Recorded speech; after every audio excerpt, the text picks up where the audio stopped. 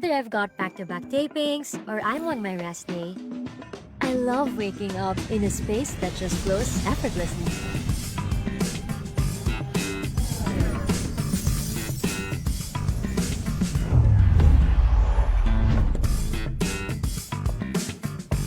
Prepare a healthy breakfast?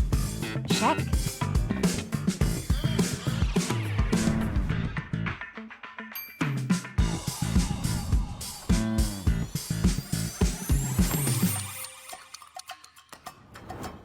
Need to get my laundry done? Easy.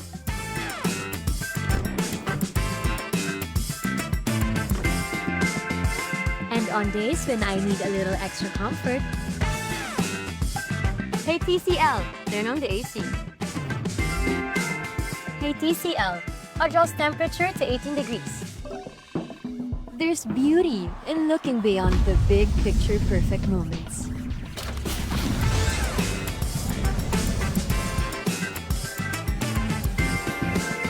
And simply enjoying the art of everyday living. Turn ordinary moments into extraordinary ones with TCL.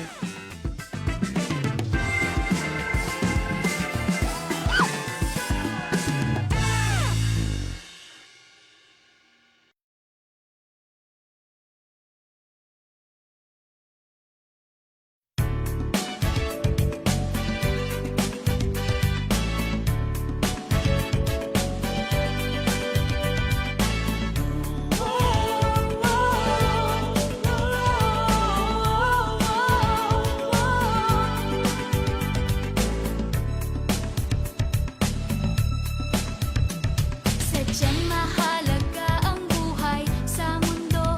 Ingatan ang sarili at ang ating kapwa-tao. Huwag papansinin, patalastas na sigarilyo. Piliting iwaksi ang masamang bisyo.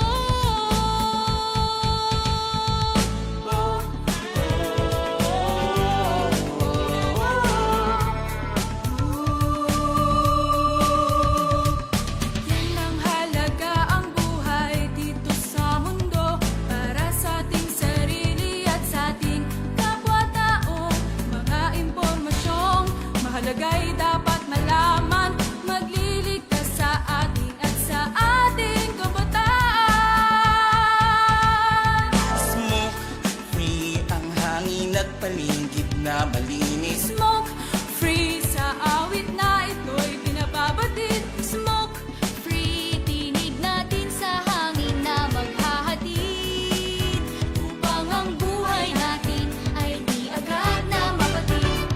Ang sigarilyo maraming sangkap na kemikal. May lasong amoy masama sa kalusugan.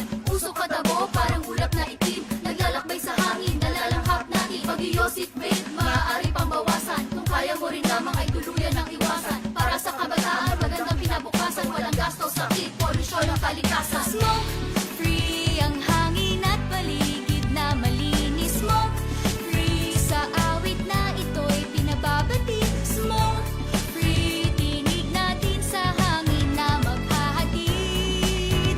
Upang ang buhay natin ay di agad na mapatid. Oh, smoke free ang hangin at paligid na malinis. Smoke free sa awit na ito'y pinababatid. Smoke free, tinig natin sa hangin na maghahatid.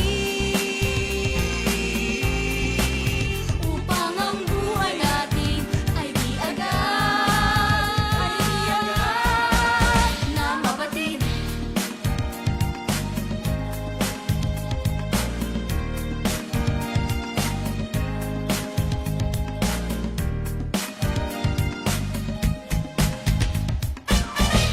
Smoke free.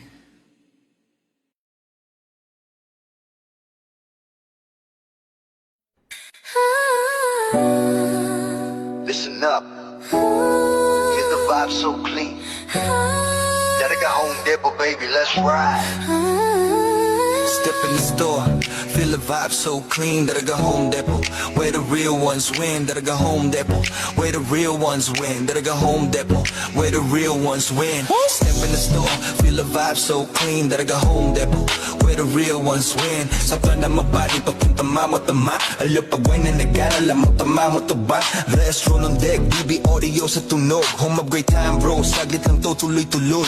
Presyo na matino, hindi mataas, hindi mabigat. Kesyo install namin choice mo, walang sa gabal. TV ref speaker, lahat nandito sa spot. Quality sa masa pero swag sa bawat gamit mo, brat. Yeah, that's right. Let's go. Discount every day, kaya chill ka lang. Sa Daraga Home Depot, sure ka, walang sablay. Kaya save more, live. That's better. Sa Daraga Home Depot, panalo bawat bili. May freebies pang kasama, o diba ang dali? Astro na DB audio, tunog at gamit solid. Para sa iyong tahanan. Para sa iyong tahanan, we keep it real and quiet. Yung pakinggan mo, kung hanap mo ay tibay, dito ka na tumapat. Service on point, hatid namin laging tapat. Hindi kailangan fancy, basta tama at swak. Sa humakinang at fresh kami ang magpapasigla. Kaya bitbit mo pamilya, ibigan buong tropa. Daraga Home Depot, dito ka talagang uwi na masaya. Astro DB audio, Daraga Home Depot, yo, that's the flow. Sa Daraga Home Depot, panalo bawat bili. May freebies pang kasama, o diba ang dali? Astro na DB audio, Astro na DB audio, tunog at gamit solid. para sa iyong tahanan. Para sa iyong tahanan, we keep it real and quality. Sa Home Depot.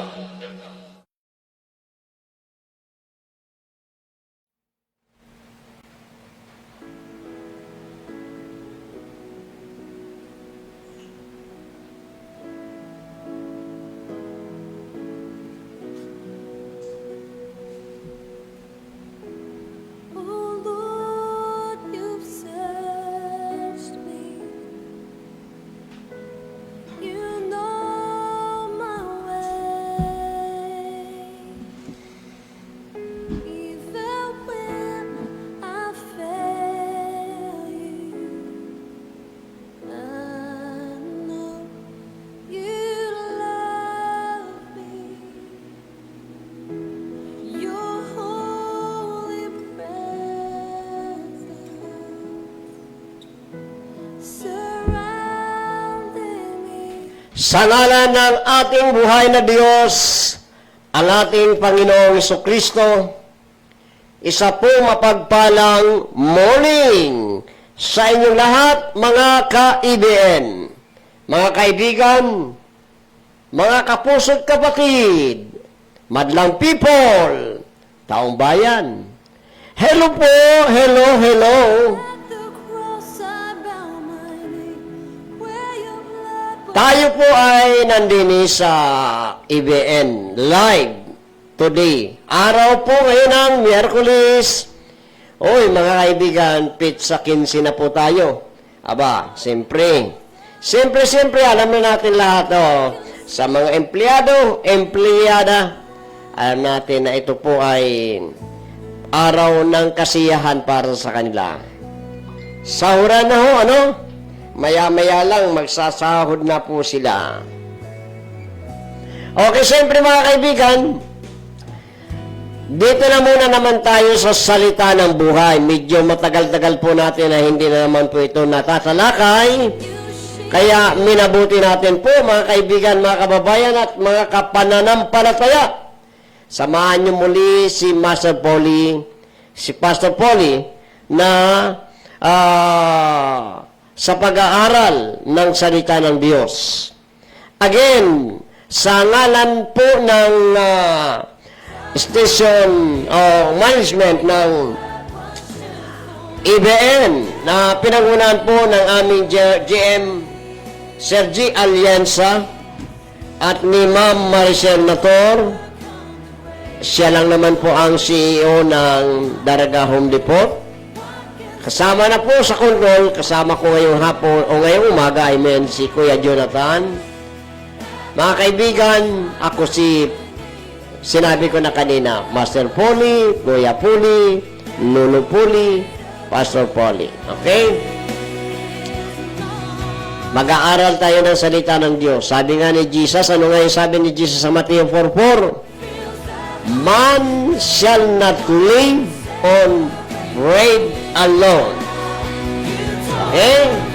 Watch na kayo at pakishare lang po ninyo ang ating programa. By the way, kami po, ang ABN po ay napapanood po sa Facebook, napapanood din po sa tawag nito, sa YouTube.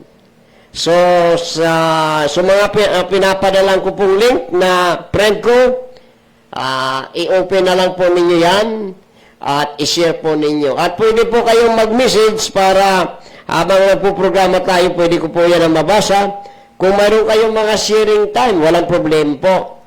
At sapagkat ito po ay open para sa lahat. Okay? Mangungumusta muna tayo siyempre sa ating mga kapatiran sa Panginoon na nakadeploy sa buong daigdig. Ano? By the way, yung mga missionary po namin na nandyan pa rin sa amin, dito pa rin sa Bicol, actually nandyan po sa Tabaco, yung mga galing po sa Malaysia, galing sa Laos, Indonesia, Nigeria, 4 na bansa na mga young people nandiyan po, na pumunta ng Bicol para magmisyon. Salamat sa Panginoon kasi imagine niyo po, mga foreigner po ito. Yung mga galing po ito sa mga bansang itong mga binanggit ko sa inyo. Malapit lang yan sa Pilipinas. At yung mga tao dyan ay hindi naman nagkakalayo sa atin. Ito nga ang Nigerian, sa totoo lang, mga black baka sila.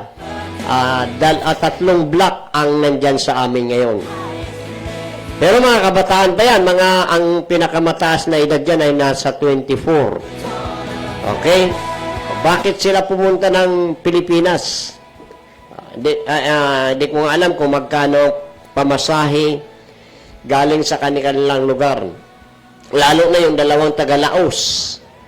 Laos. Laos na. Hindi, bansa yan, di ba? 2. Hindi hindi pa marunong magsalita ng English. Nahirapan makipag-communicate, pero may interpreter lang sila. Nandyan daw po sa San Carlos, kay Pastor Joy. Good morning po sa mga anak ng Diyos sa buong Pilipinas. Luzon, Visayas, Mindanao. Ano? Sa inabot po ng aming signal today, good morning na lang po sa inyong lahat. Diyan po sa Cabuyao, Laguna, si Brother Bon. Brother Bon, kumusta po kayo? Siyempre, namimiss ko rin po yung ating mga jamming. At one of this day, makapasyal uli ang iyong kapatid, si Pastor Polly, sa inyong lugar. Ayo? Basta ako, ang suggestion ko lang po, kapatid, wag lang tayong, yung pananampalataya natin, yung foundation ng ating faith, ay wag natin ilagay o itutok sa tao. Okay? Dahil, siyempre, hindi naman sila po ang ating tagapagligtas. Tama ba? Okay. Kumusta na lang sa aking kapatid dyan sa Cabuyao? Nandyan lang naman yung aking pagbabati.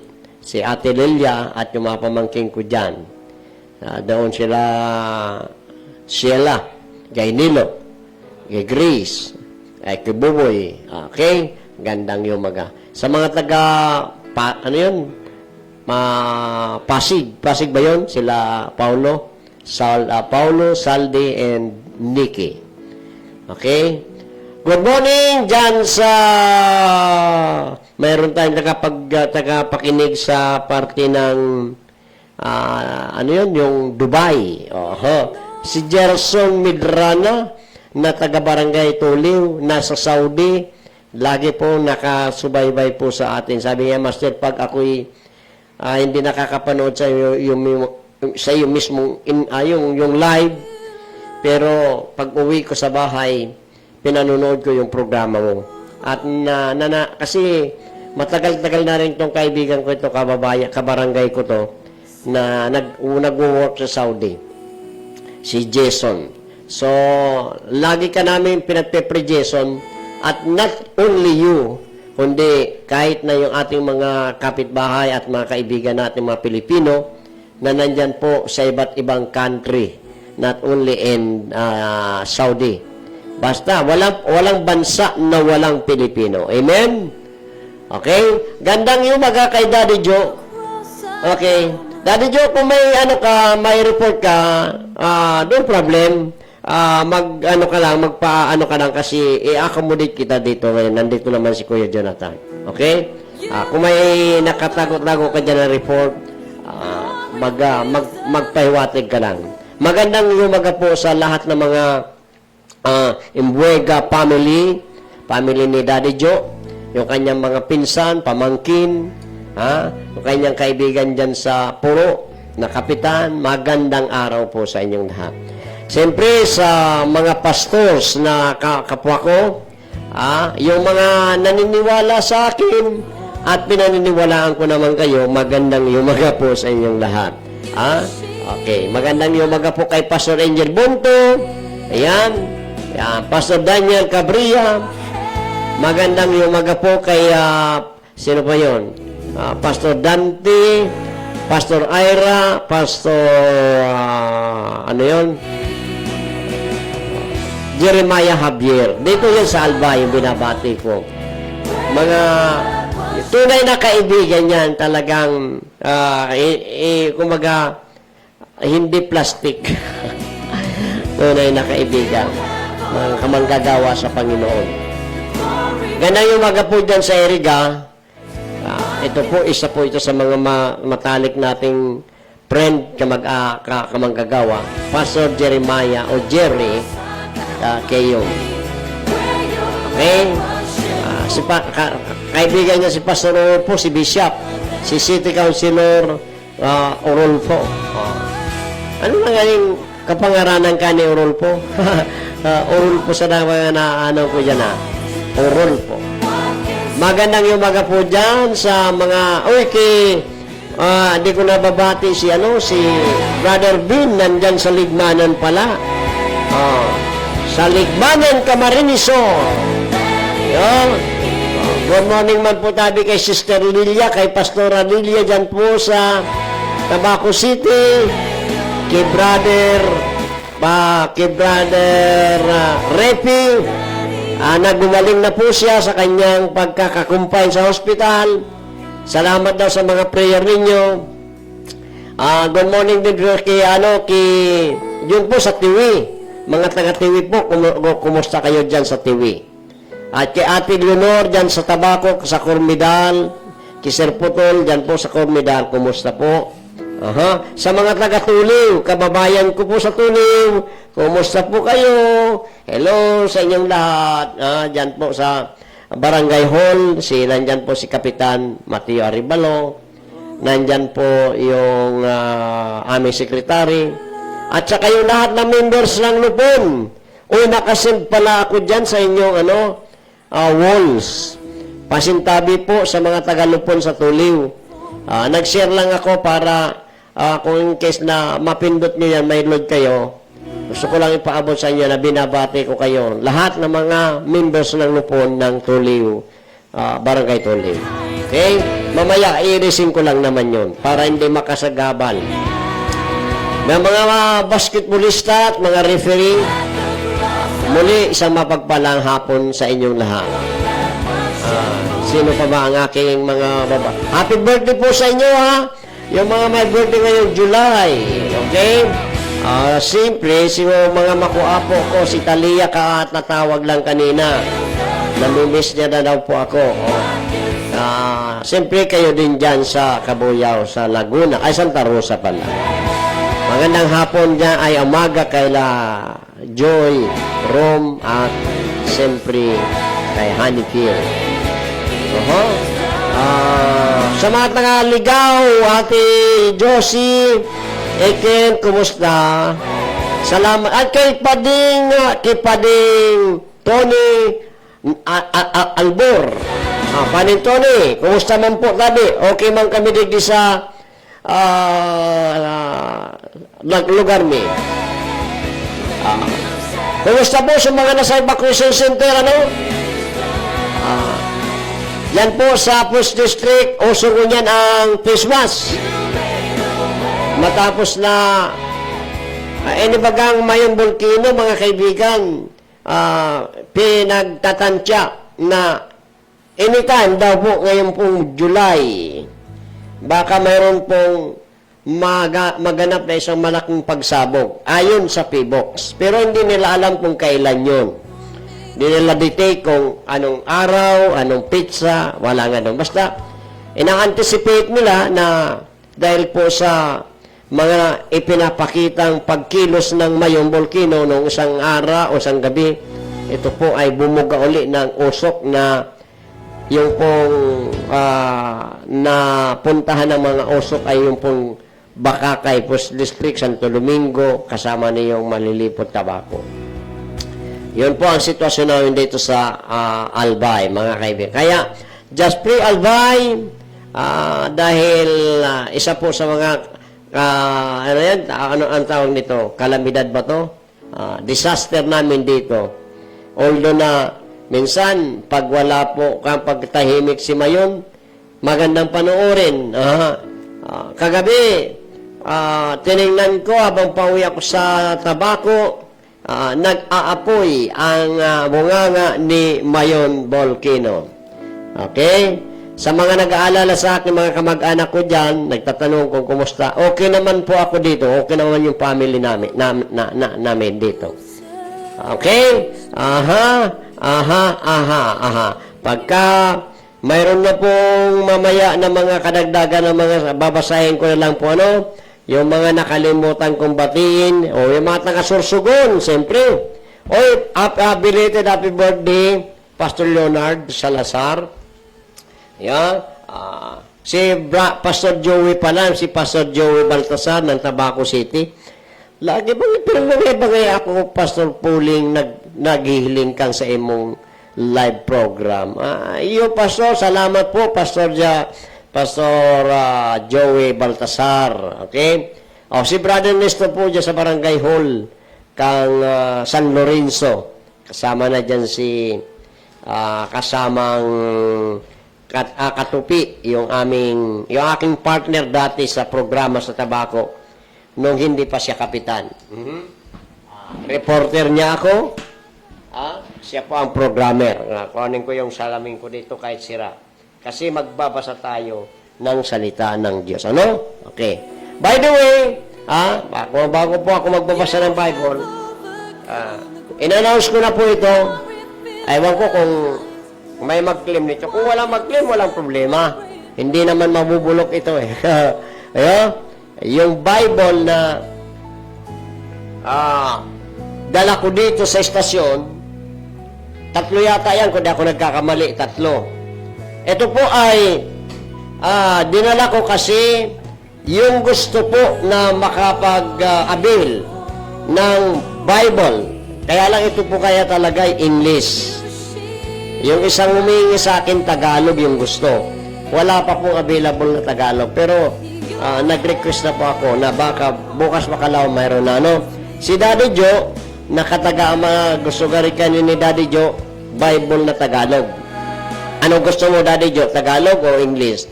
Kung medyo matibay-tibay ka sa English, kunin mo na yung Bible dito kay Kuya Jonathan. First come, first serve lang po ini ha.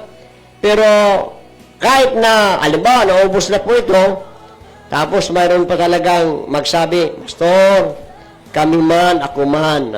Walang problema. Gonzales family dyan sa Bato, Camarinesor. Kumusta po kamo dyan sa Bato? Ano? Yan. Sa aking kapatid, kamanggagawa dyan sa San Pedro, Laguna, si Brother Aldo. Kumusta na lang po, Brother Aldo?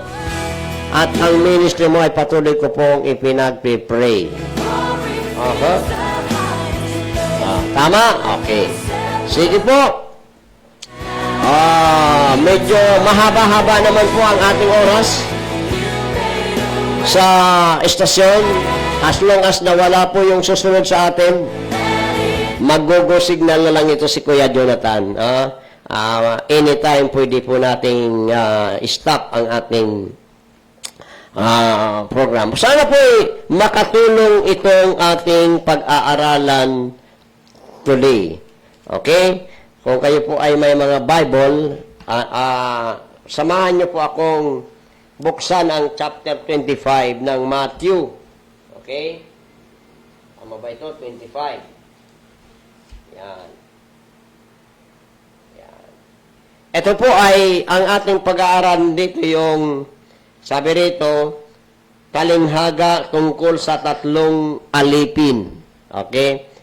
Yung parable tungkol sa tatlong servant. Servant ang sabi sa English. Sa Tagalog ay alipin. Ito yung kwento ni Jesus. Ito po ay may kinalaman sa tinatawag na stewardship. May kinalaman po ito sa darating na paghuhukom ng Panginoon. Okay? Yung binigyan ng talent ni Lord na mag-iba-iba. Tatlo lang naman po ito. Tatlo. Sa kwento ay minsan nagagamit yung talent. Talent. Yung minsan. Sa Tagalog, minsan nagagamit pira. Salapi. Sa iba naman, ano ba? Buhay. Okay? Lahat yan sakop dito sa kwentong ito. I-expand na lang po natin. At ano ba ang message nito? Oh, by the way, yes, magandang araw din po dyan sa mga kabataan dyan sa RCBC. Sila Heavenly, Opay, at sila, ang tawag nito, Stephanie, yan. At saka si Brother Paing. Sister G, magandang araw na lang tabi sa Indo Kabus dyan sa San Lorenzo. Tama ba ako? Okay, sa mga tagalabnig po, maray na agaman po sa mga parabasketbolista. Okay? Matthew chapter 25. Anong verse po ito? Nagsimula sa 14. Okay? Pray muna tayo, Okay? Lord, ngayong umaga, aming dalangin na kayo ay makasama namin sa aming pag-aaral on air ng salita mo dito sa IBN. Sana, Panginoon, dalangin namin na makarating itong aming mga pag-aaral na ito sa aming mga kaibigan, mga kapananampalataya. At magbigay ito ng inspirasyon sa amin na maaring ito po ay magpakita sa amin ng isang leksyon kung paano kami maging faithful sa iyo. Paano namin gagamitin yung mga talent na binigay ninyo sa amin. Bless niyo po ang aming pag-aaral na ito, lalo na po ang iyong abang lingkod. Bigyan niyo po ako ng wisdom, knowledge, na may bahagi ito. Salamat. Ito ang aking dalangin. In Jesus' name, we pray. Amen. Okay. Babasahin ko po dito sa aklat ng magandang balita ang kwentong ito. Okay, medyo yung salamin ko kaya naputol, kaya kibang. Sabi rito, pag nagkukwento si Lord ng talinghaga, yung word na talinghaga o parable, ang definition po niyan, para masabutan kang iba, so mga bago, pag sinabi mong parable, ang sabi daw po niyan ay may heavenly, earthly history, but have heavenly meaning. Isa daw pong kwento na makalupa, ngunit may makalangit na kahulugan. Yan. Minsan, ang daming parable dito ni Jesus sa Bible. Ginagawa niya pag siya nagsasalita, madalas na ginagawa niyang parabola para madaling masabutan. Figuratives, kumbaga. Figuratives. Sarong kaya. So, ini po, talungagang ito ay ganito ang kwento niya. Ang paghahari ng Diyos ay maitutulad sa isang taong maglalakbay.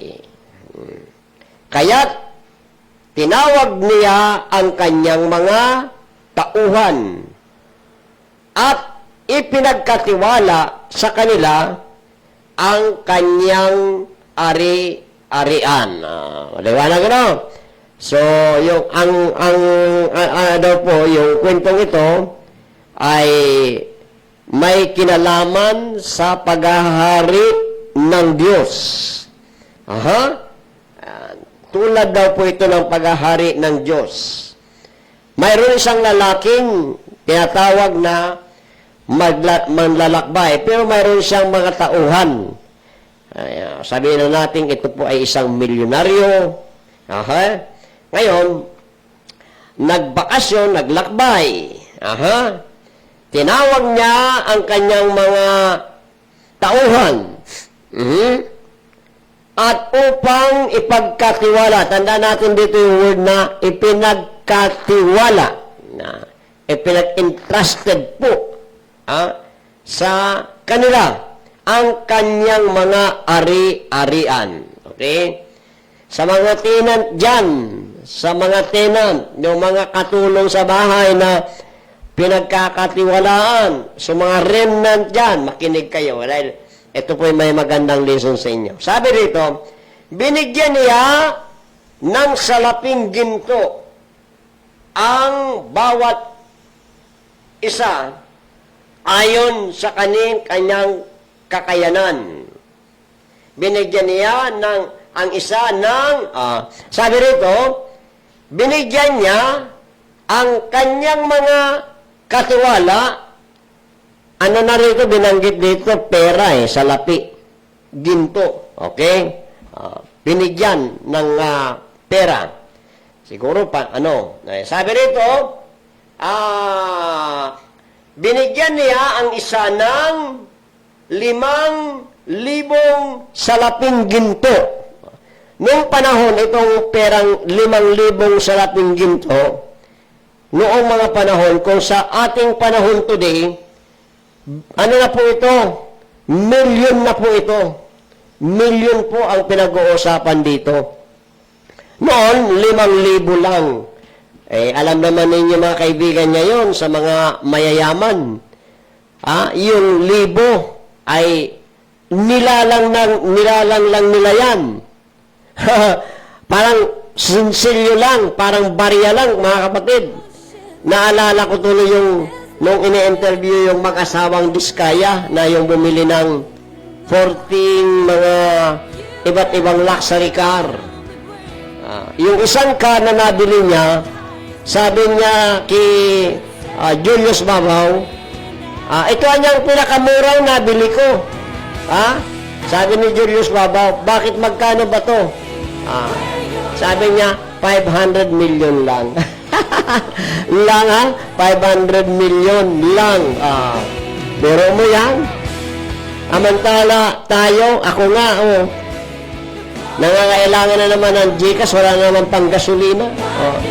Hirap kumita, kahit 100, 500, ang hirap, di ba? Sila, yung 500, yung 5 million, lang yan, lang. Eko, binigyan. Pagkatapos nito, siya yung umalis. Okay, saan ba yun? Binigyan niya ang isa ng 10 5,000 salaping ginto. Ang isa na may 2,000 salaping ginto. At ang isa na may 1,000, maroon na ganito, ha? Yung tatlo, may iba-ibang amount yung binigay noong kanilang amo. Yung isa po ay 5,000. Pasimplihan na lang natin para hindi na tayo masyado magpaparakukwenta pa. yung pangalawa ay 2,000. Yung last ay 1,000. 1,000 pesos. Okay? Pagkatapos na mabigyan po ito, yung pong kanilang amo ay umalis. Wala naman nakalagay dito kung saan pumunta. Ha? Baka nagpunta ng Japan, pumunta ng kung saan-saan. Ha? Kumilos agad ang tumanggap ng 5,000 salaping ginto at ipinangalakal niya ito. Yan. Sabihin, pinagnegosyo. So, tinawan kay 5,000 pesos, pagka-receive niya, ginibo niya, kumilos kagad siya, nag-isip siya, pinagnegosyo niya, pinangalakal, sabi rito pinangalakal niya ito. Kumilos niya naman yung binigyan ng 2,000 gintong pera at kumita po ng 2,000 salaping ginto. Okay. So, ikaduha, so 2,000, arog man so ginibo niya duman sa inot na nag-isip man siguro ng business, nangalakal man, o basta, ang importante, so pinagkatiwala sa inang kwarta, magdilin siya. So yun man, so ginibo kang ikalawa. Itong pangatlo, mga kaibigan, sabi rito, hindi naman tumanggap ng laman, dito na. Saan na yun? Sunod na. Ngunit, may salita dito, ngunit, ang tumanggap ng 1,000 piso, yung kakaunti, ay humukay sa lupa at itinago ang salaping ginto na mula sa kanyang Panginoon. Tingnan ninyo rito, I-analyze nga ninyo dyan sa inyong mga location. Alin dito ang mas mabuting katiwala? Mamili kayo. Yung una, yung pangalawa, o yung pangatlo. Yung una, na mabigyan siya, kumbaga sa pinuhunan niya. Yan. Para pa dali, negosyante, nagnegosyo. Iyo man siya kadua. Nag-isip man, maski sadit sana, pero nag-isip man siya. Alagad siya katulo, at diit na nga kaunti na nga yung binigay sa kanya, para 1,000. Ano inisip niya? Humukay daw po ito sa lupa. At itinago yung kanyang binigay sa kanyang 1,000. So, in other words, hindi tumubo kasi tinago nga lang. Ngayon, ito na. Ang unang-una natin pansinin dito, mga kaibigan, yung attitude muna ng tatlong nabigyan ng napagkatiwalaan. Remember, mga kaibigan, tayong lahat na nabubuhay sa lupa na ito, nung ikaw, sabi ni Freddy Aguilar, nung isilang ka sa mundong ito, di ba, Daddy Joe?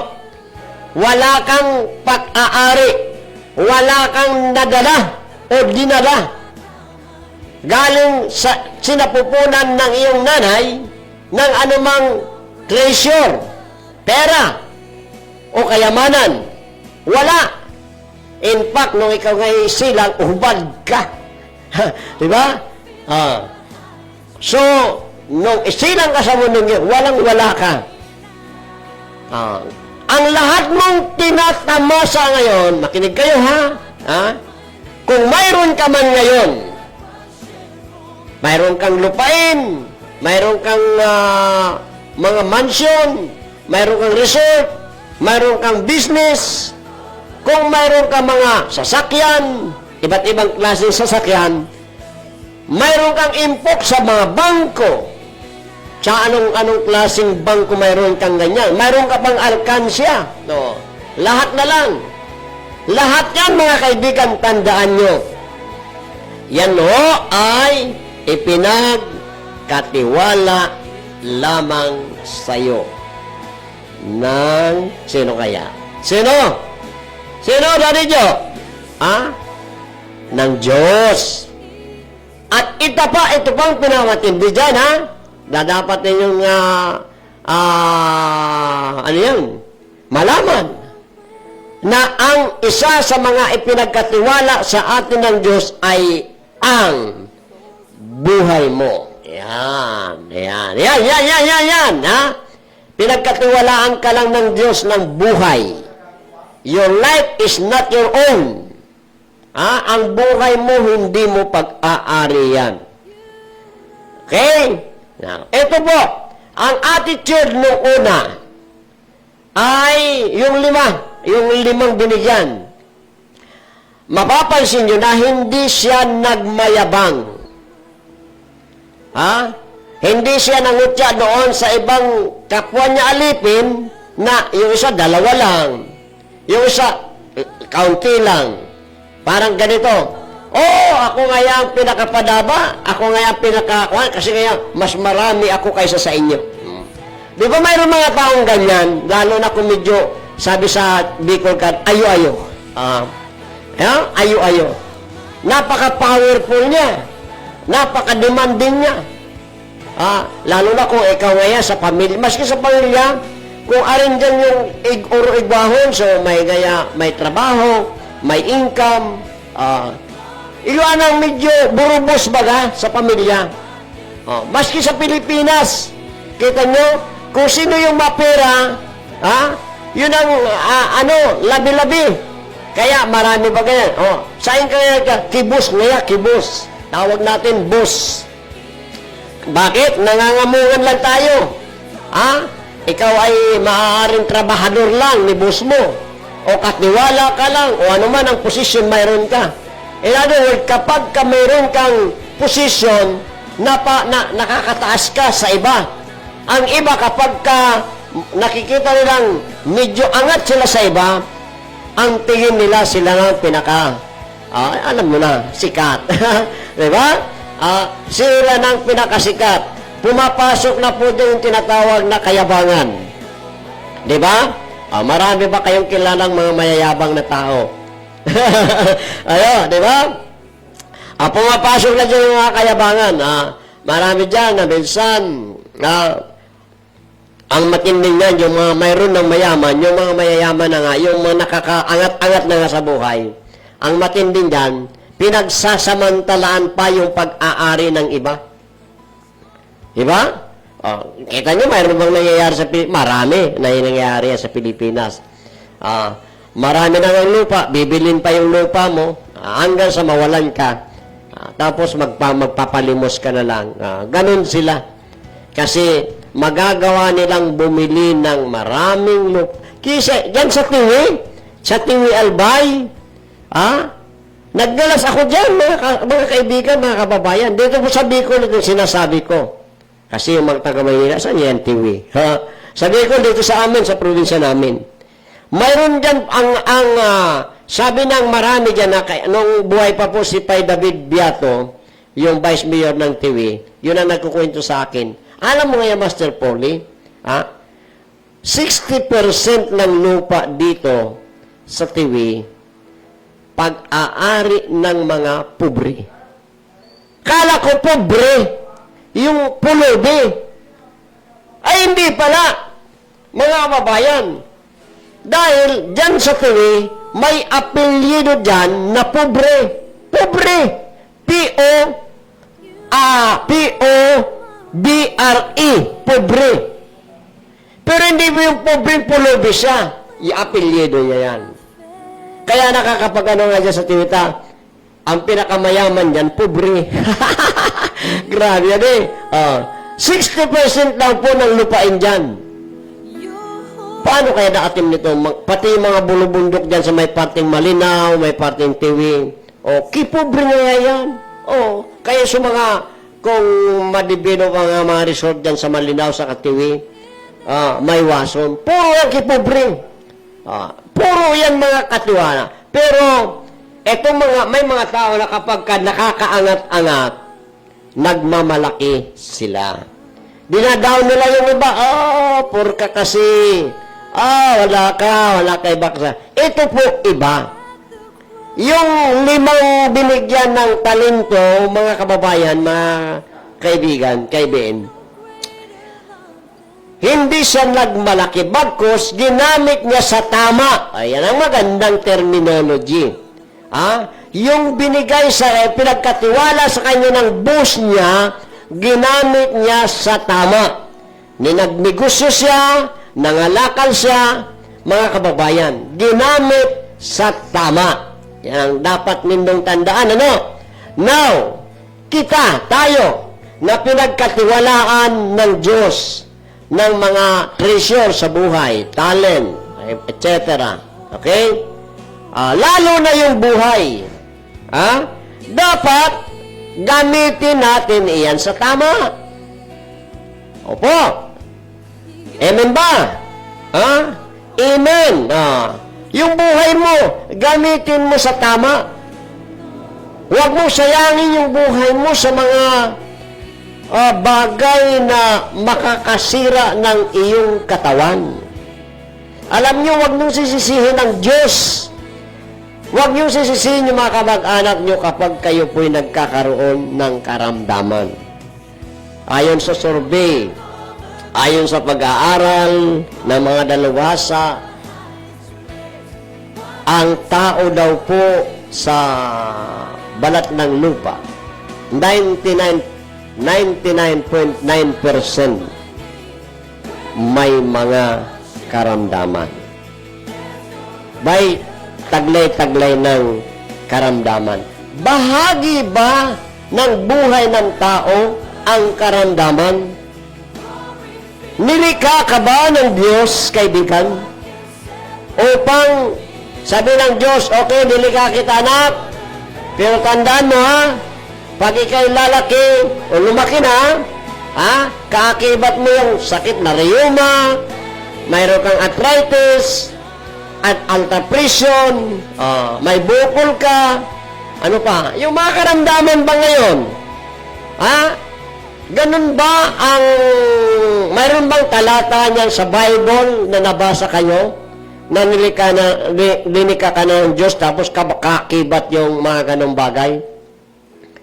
For me, mga kaibigan, masasabi ko sa inyo, walang ganon. Walang ganon. Kaya, nung pinagkatiwalaan ka ng Diyos ng buhay, huwag mong sasayangin ang buhay mo. Kasi kung nagkakasakit ka today, hindi yan dahil mana-mana mo doon sa magulang mo, pinagbasol mo pa si papa mo, si lolo mo. Minana ko kaya ngayon ng high blood ko ngayon sa mga magurang mi. Ano nga? So, kami kaya ngayon, lahi ngayon kaming arog ngayon kayo ni. So, minsan, may mga nagsusubi-subi baga dyan. So, ano nga nito? So, subi-subi baga. So, minsan na sana naninigas.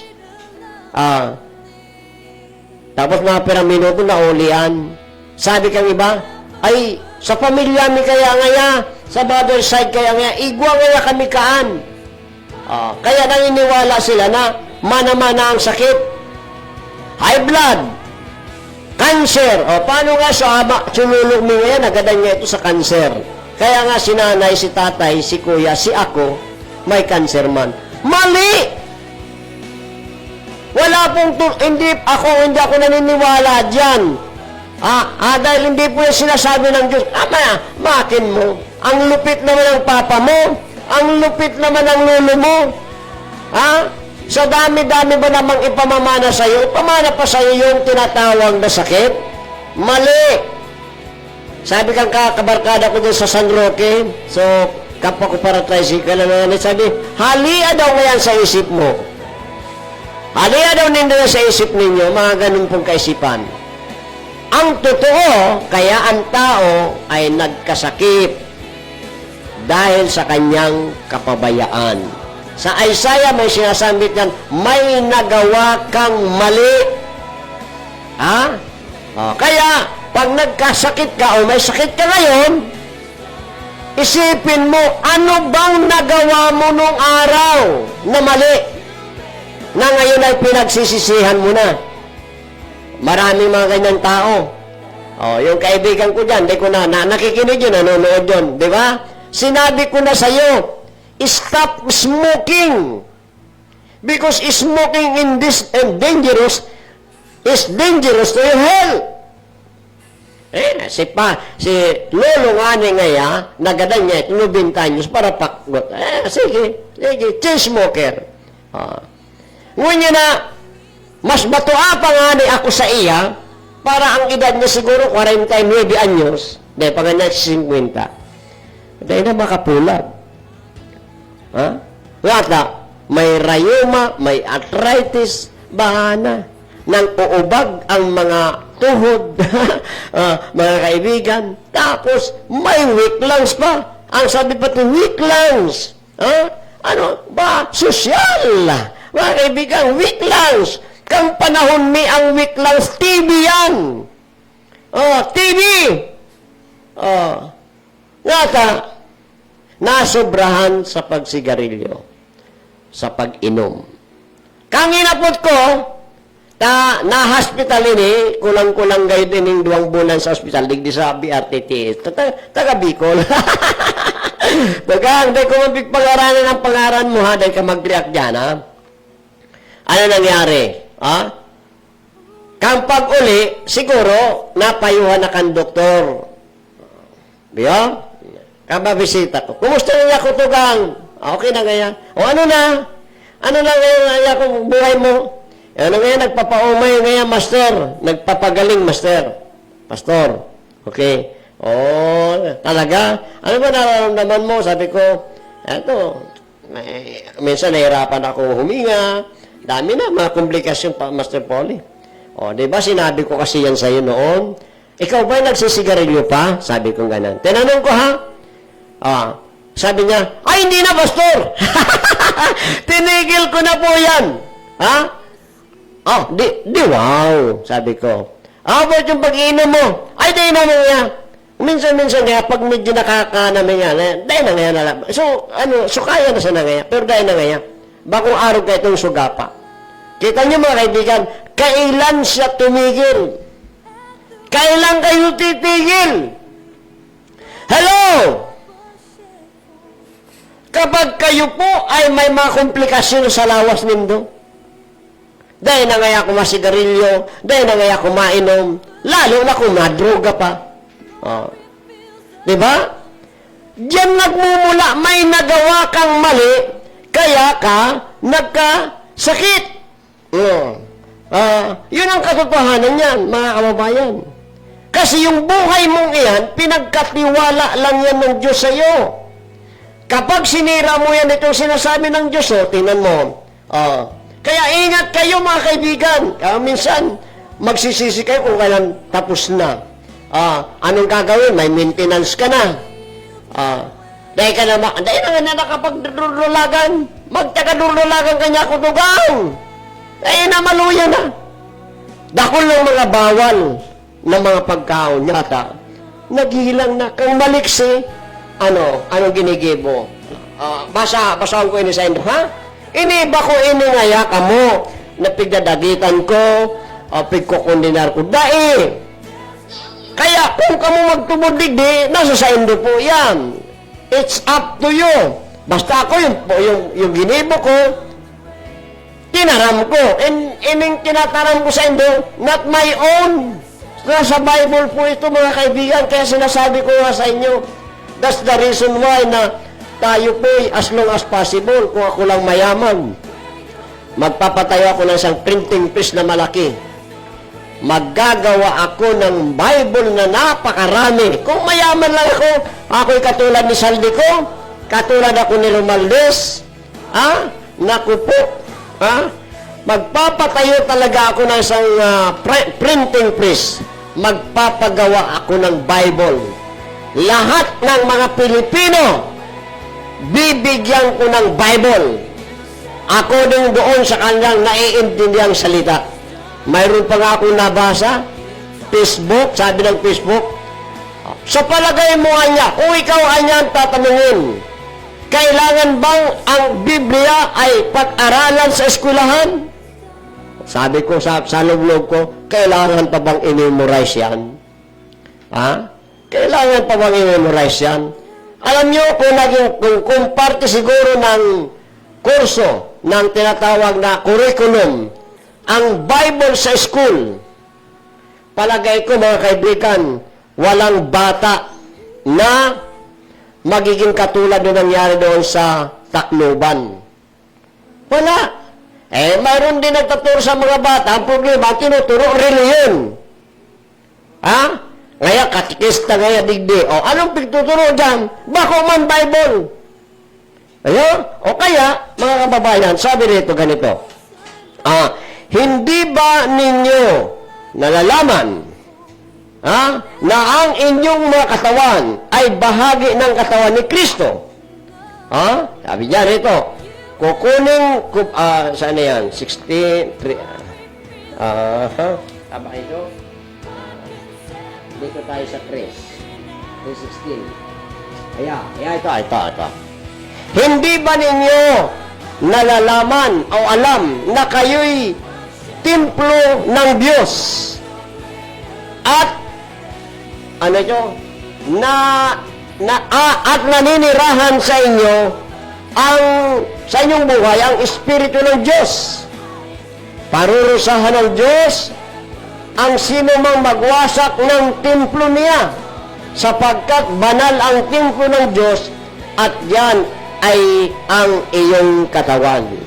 Kaya imagine that.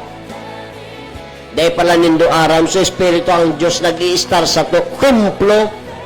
Diba? Meaning church. Diyan nag-i-star ang Holy Spirit. Paano mag-star yan? Magpadagos dyan na ikaman na magparabubuhan kay alak. Yaon niya sa nagpaparainom ka. Hindi, so nag-i-star naman sa templo mo, nabubuyong. Di ba? Pigsusulo mo, kaya mahali. Ayan ang dahilan. Now, ining lalaking mga kababayan, ninegosyo niya sa kwarta niya. Dahil siya nagmalaki. Ini naman ay kadua. Okay? Sinyal na lang ko yata hindi, prepare lang ako para kung mayroon na dyan. Ano naman ay kalawa? Binigyan po siya ng 2,000 pilak o ginto. Ano naman ang karakter niya? Siya naman yung tipo ng tao na hindi mainggitin. Hindi siya nainggit doon sa 5. Bagkus ang ginawa nitong lalaki, itong taong ito, kung ano yung nasa kanya, mga kaibigan, pinagyabong. Sabi kaya, pinakarahay, inasikaso, inalagaan. Dahil inilang ang ipinagkatiwala na sa akin. Dahil alam ng amo na nagtiwala doon sa 3 kung ano yung mga kapasidad nila.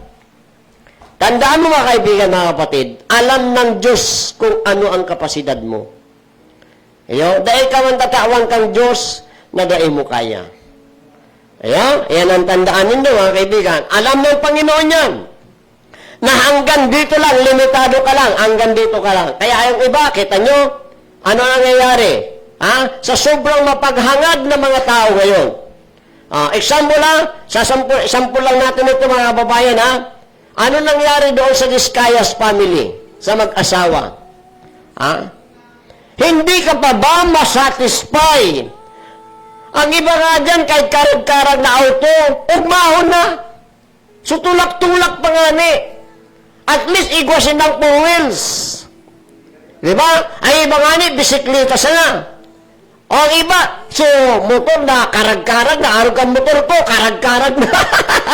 Hilinganin na ang motor ko, grabing tambod. Ang rueda pa kayan, grabe, talagang, puspos na. Pero, okay lang.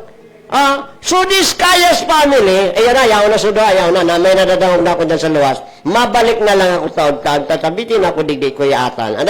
Kung wala kuyatan dyan taon-taon pagkatapos kaan, pabalikan mo ako, kuyatan pwede. Okay, ha? Okay. Tatapusin ko na didi. Tanganin medyo maliwanag lamang ini. Ano nangyari? Naghangad na magbakal kay 40 lunadan.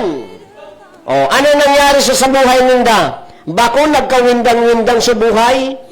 Dahil iguana nagparahangad pa. Iyan ang karakter kan mga tao niyan sa satuyang panahon. Kaya nagkakawindang-windang ang Pilipinas dahil may mga taong swapang, ganid, magnanakaw mga buhaya. Di ba? Itong lalaking ito, yung binigyan ng 2, hindi siya nainggit doon sa 5. Sabi niya, ito lang, kaya ko pagyamanin ko ito. Mga kaibigan, ninegosyo niya. Hindi pa po, dyan na muna, bibitinin ko kayo dyan dahil alas 12:15 na. So, abangan nyo po ang susunod na magpuprograma. Mamaya, pag bumalik ako, babalikan ko itong issue ito. Kasi maganda po ito talaga. Maniwala, marami tayo dito mapupulot ng mga aral sa binabasa at tinuturo ko po sa inyo. By the way, salamat na lang po sa lahat ng mga tagapanood. Bitin, masarap ang bitin. Salita ng buhay. Hanggang sa muli po, sa ngalan po ni Sir G at ni Mamaring Senator at yung lahat ating mga sponsor po dito, maraming salamat po sa inyo. Mabuhay, ako po si Pastor Polly, nagsasabing magandang hapon at mabuhay ang Pilipinas. God bless.